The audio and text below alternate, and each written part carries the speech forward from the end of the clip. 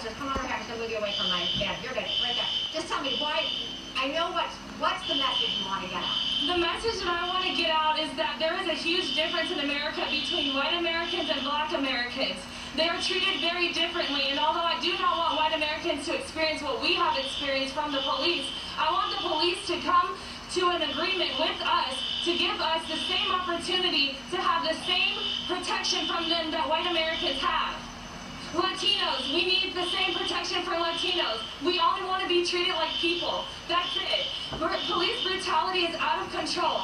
When a black person gets abused by the police, it's like, okay, whatever, we have to riot. When a white person does something, I saw a white woman punch a police officer, and they still kindly asked her to detain herself until she fell and tripped, and then they zip-tied her. But a black man jaywalking is going to get pulled over and thrown to the ground. That's not okay. Talk to me about tonight, though. When you see the damage all through the area, what do you make He of talked that? about today. So He said a rioter punched a cop and nothing happened to him. You know why? Because this is how we feel every day walking down the street. Yeah, blacks is getting arrested for jaywalking during the riot. We get to feel like we don't belong there. We get to feel like trash. We get to feel like garbage. We get to feel like we can't come here. But we came here today because we want to be a part of it. And if they don't want us to be a part of it, we want you to see what our reality is like. This is what we feel like when we walk down the streets. This is what it's like to walk down the streets in this chaos. I'm afraid every time a police officer drives past me.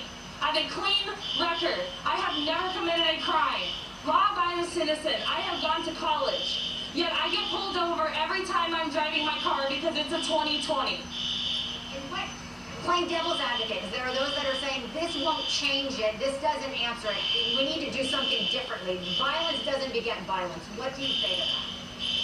I say that the police need to change because they forgot that they work for us. The police work for us. They work for the people. Since when do you get to go to work and tell your boss what to do?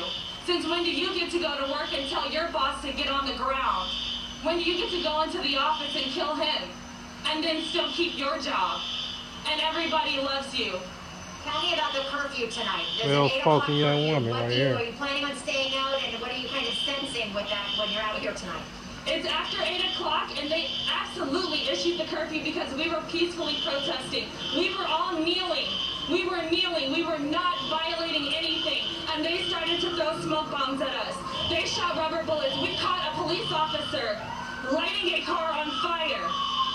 That is not okay. They're putting that on us. We did not do that. I know that I saw myself, some of the protesters were not that peaceful that were throwing rocks and bottles to initiate. So that is part of why the reaction comes, is it not?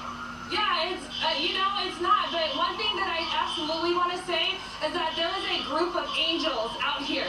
There is a group of angels. They are Caucasian, and they are out doing extractions. They are coming in, and they are barricading us from the police, from the bullets, and they are offering rides to people, free rides.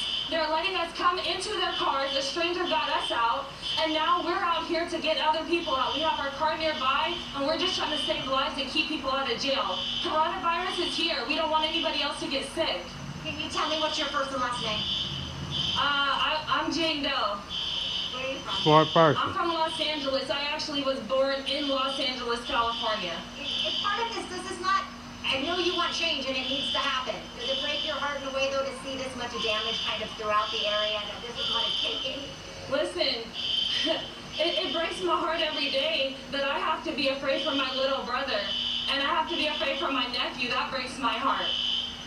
Right now, we're controlling the situation per se, because we actually know what's happening and we're getting our message across. How do we change people's perceptions, though? How do we really change the race relations in this country? How do we make a difference? We bring awareness because you know how many people don't know who George Floyd is? So many people know the guy with the knee on his neck. They don't know his name. We have to let them know the story. If you know the story, you'll know his name. If you know his name, then you'll know that it's wrong. And if you know it's wrong, then you'll stop. Or maybe when the officer had his knee on his neck, what if all those people standing by rushed that cop? They would have all gotten beaten up, maybe zip-tied, but he'd be alive.